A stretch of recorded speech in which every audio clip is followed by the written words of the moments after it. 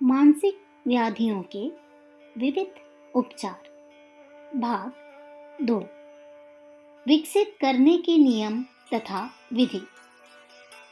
Doctor नागर जी ने बड़ी खोज के पश्चात मस्तिष्क के गुप्त सामर्थ्यों को विकसित करने के लिए निम्न नियम निर्धारित किए हैं। जब जब निराशा, उत्तेजना, भय, क्रोध, उद्वेग या अन्य विकार प्रकट होकर तुम्हें अस्त व्यस्त करे, उसी समय जिन अंगों का सामर्थ्य उच्च व विशुद्ध हो रहा है और दृढ़ संकल्प करो कि अब अनिष्टकारी वृत्ति का मन पर अधिकार न होगा। अंतर में गहरे उतरकर तीव्र इच्छा करो कि पूर्ण शरीर विशुद्ध हो रहा है। अधम विकारों का आवेग अंतःकरण में नहीं उठ सकता। रात्रि में सोते समय यही भावना मन में आरूढ़ करके सो जाओ कि संपूर्ण शरीर विशुद्ध हो रहा है और समस्त शक्तियां अंतर प्रदेश में आकर्षित होकर एकत्रित हो रही है। मस्तिष्क का मध्य बिंदु दोनों कानों के बीच के मध्य भाग का स्थान है। इस स्थान पर कम से कम 10 मिनट अंतर्दृष्टि स्थिर करना चाहिए व साथ साथ यह भी दृढ़ चिंतन करना चाहिए कि अणुओं की तेजी से वृद्धि हो रही है एवं समस्त शरीर के अणु रोग विहीन होकर परम विशुद्ध हो रहे हैं। हम व्यर्थ उत्तेजित करने वाली वृत्ति के कभी वशीभूत न होंगे। हम ईर्ष्या, द्वेष, क्रोध पर पूर्ण संयम करेंगे। हमारे मस्तिष्क का निर्माण विशुद्ध रीति से हो रहा है। एकाग्रता के समय मन को अत्यंत शांत एवं समाधान की स्थिति में रखो और संकल्प युक्त करो। एकाग्रता के समय मन में पूर्ण श्रद्धा रखो। अभ्यास के समय जितनी श्रद्धा रखोगे उतना ही उत्तम फल व परिणाम होगा। श्रद्धा सामर्थ्य को जागृत करती है। एकाग्रता के समय शुभ संकेत करना आवश्यक है। रोगों से मुक्त करने वाला सामर्थ्य बढ़ रहा है। इस भावना पर दृढ़ रहने से मस्तिष्क में एक सूक्ष्म प्रकाश उदित होता है। यही अंतिम स्थिति है। नवीन अंतर्मन का निर्माण। मन में जो विचार या भावनाएं दृढ़ता से चलते हैं, उसी भावना या विचारों के अनुसार मस्तिष्क के नवीन अणुओं की रचना होती है। प्रत्येक नवीन विचार एक मानसिक मार्ग बनाता है। बारंबार उसी विचार की पुनरावृत्ति उस मानसिक पथ को और भी चौड़ा बनाती है।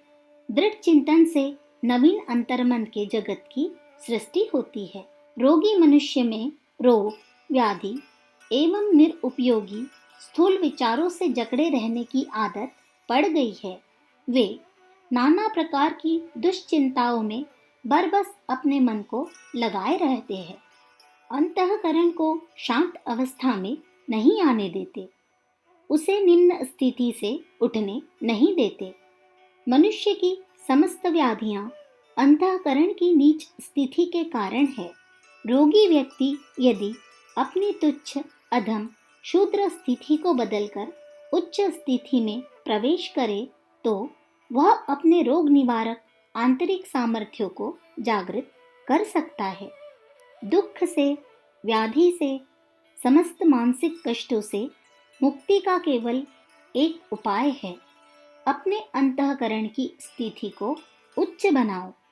शुभ विचार, सत्संकल्प, शुभ कल्पना, जीवन के आनंदमय पहलू पर स्थित हो जाओ। अपने अंतर में उतरो और निर्विकार, निरोग, अक्षय अमर आत्मा के मंगलमय दर्शन करो और दुख की दूषित कल्पनाओं को भस्मीभूत कर दो। रोग के प्रति अभिमुखता, व्याधि का चिंतन हमें बीमार बनाती है।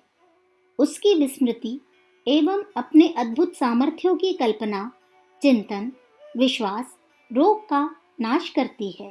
अपने अंतःकरण की निर्विकारता, शुद्धता, उत्कृष्टता में श्रद्धा उत्पन्न करो और दूषित संस्कारों को बाहर फेंक दो। अपने आप को पवित्रता का केंद्र बनाए रखो। दृढ़ता से कहो, मलिन दुश्चिंताओं, तुम्हारे लिए मेरे मन मंदिर में कोई स्थान नहीं है। तुम कैसे प्रविष्ट हो सकते हो? मैं अपनी शुद्धता एवं पवित्रता से तुम्हें क्षण भर में शार शार कर दूंगा। स्वयं रोगी के मन की अर्ध चैतन्य, चैतन्य एवं अति चैतन्य शक्तियां ही गलत मार्ग पर चलकर व्याधि उत्पन्न करती है। उन्हें इच्छाओं, भावनाओं, संकेतों को स्वास्थ्य एवं दीर्घायु के सही रास्ते पर चलाने से वे ही आवश्यक परिवर्तन कर रोग निवारण कर देती है। शरीर के विभिन्न अवयव मन के कलपुर्जे है। मन ही एक स्वसत्तात्मक तत्व है जो उन अदृश्य शक्तियों और विचार लहरों को संचालित करता है, जिससे प्रायः समस्त मानसिक व्याधियां विनिष्ट हो जाती है। आज के मनोविज्ञान शास्त्री एवं मानसोपचारक मेस्मर, जेने, फ्राइड, एडलर्ट एवं जुग इत्यादि की सम्मति में मानसिक व्याधियों का उपचार केवल रोगी को अपने भौतिक अस्तित्व का विस्मरण कराकर प्रेरणाओं द्वारा उच्च मानसिक एवं आध्यात्मिक तल पर ला खड़ा करना है। वे कहते हैं कि रोगी चिंतन एवं मानसिक संतुलन के सच्चे रूप से अनभिज्ञ है।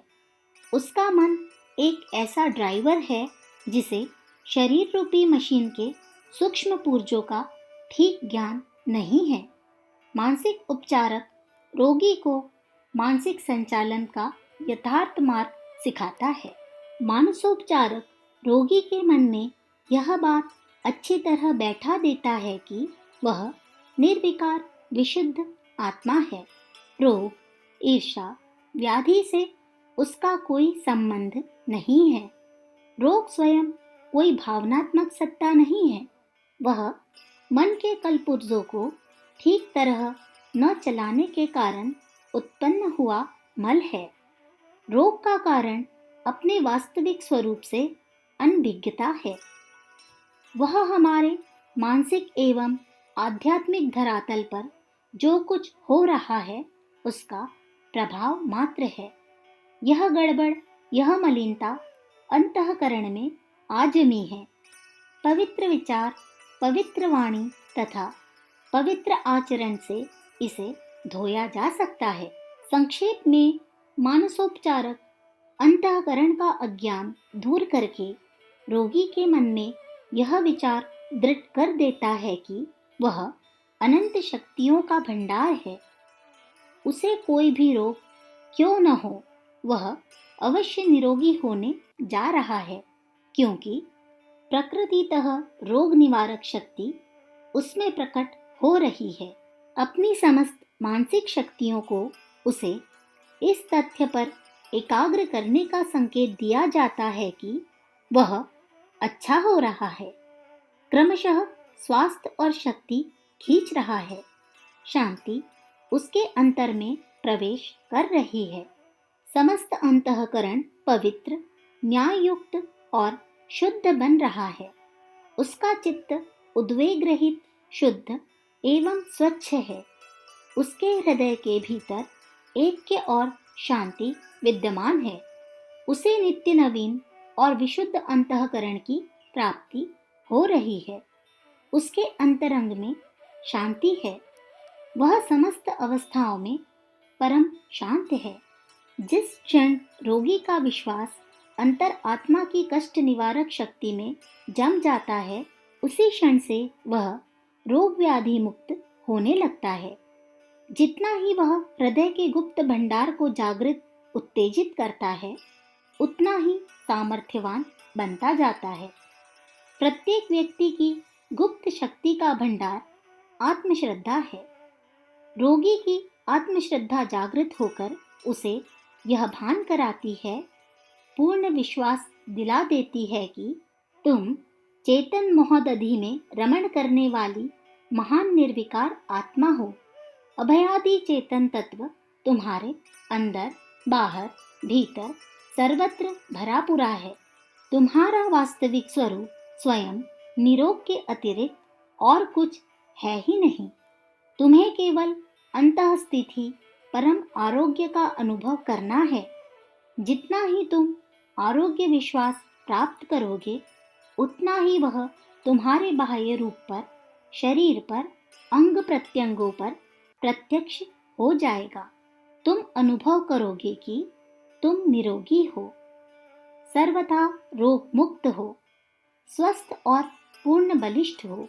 तुम पूर्ण स्वास्थ्य, शक्ति, बल, वीर्य के भंडार हो। अखंड ज्योति, मार्च 1946, पृष्ठ संख्या 7, 8, 9।